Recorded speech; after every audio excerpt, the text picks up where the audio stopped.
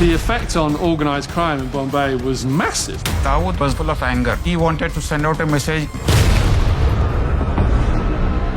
The deadliest terror attack India has ever seen. Mumbai, a city that was once infamous for its underworld mafia, has a history that remains both captivating and chilling. But what happened to all those criminals who once ruled the streets? Where did they vanish? In today's video, we're going to delve deep into the complete history of Mumbai's underworld, from its rise to its eventual fall. Stay tuned as we uncover a fascinating story of power, betrayal, and revenge.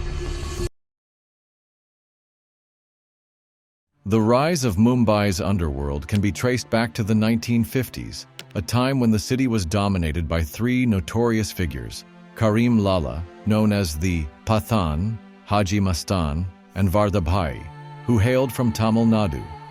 All three men came to Mumbai in the 1930s, seeking opportunities in the bustling city. It was a time when the common people were exploited for protection money. Today, we would call it extortion. But back then, these men saw an opportunity to carve out their own criminal empire.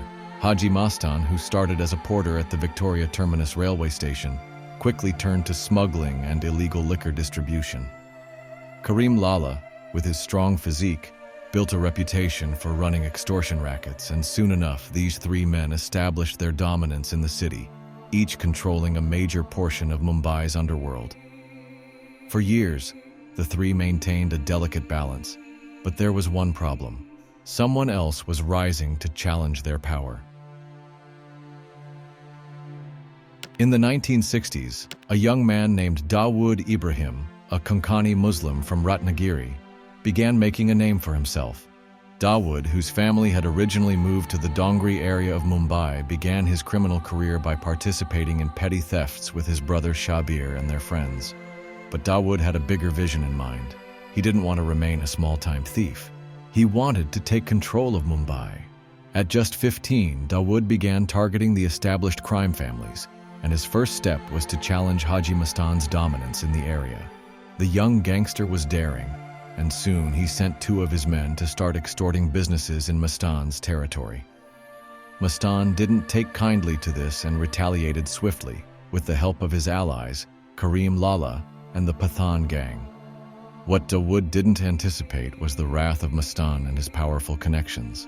This conflict would be the spark that ignited a deadly rivalry, one that would change the course of Mumbai's underworld forever. In 1974, Dawood got a tip-off that Haji Mastan was involved in a deal involving 5 lakh rupees being transported secretly in a taxi. Dawood saw this as the perfect opportunity to strike. He ambushed the taxi, stole the money, and thought he had hit a big jackpot. But there was a twist. This money actually belonged to the Metropolitan Bank, not Mastan. What followed was one of the biggest robberies of the decade. However, the real shock came when Dawood's father, Ibrahim Kaskar, who was a head constable in the Mumbai crime branch, got involved in investigating the robbery. Dawood's own family was now part of the investigation, and to avoid suspicion, the police struck a deal with him. Dawood would act as an informant, passing on information about Mastan and his gang to the police, while the authorities turned a blind eye to his own criminal activities. This arrangement, however, was a clever ruse on Dawood's part. While appearing to assist the police, he had already begun plotting his rise to power. By the 1970s, the tides had begun to turn. Karim Lala and Vardabhai had gone underground, and the Pathan gang was losing its grip. The country was in the midst of a nationwide emergency, and with many of the Pathan gang members caught or imprisoned, the stage was set for Dawood's rise. Dawood seized this opportunity, moving in to take control of all the legal businesses previously run by the Pathans. Within no time, his D Company became just as powerful, if not more, than the gang he had once sought to challenge. But, as is always the case in the world of organized crime, power struggles were never far behind. While Dawood's rise was meteoric, the Pathan gang was not done yet. Karim Lala's nephew, Samad Khan, had grown impatient and was eager to reclaim what was once his family's. A new generation of gangsters was emerging, and Samad Khan, along with his allies, started a deadly feud with Dawood and his men.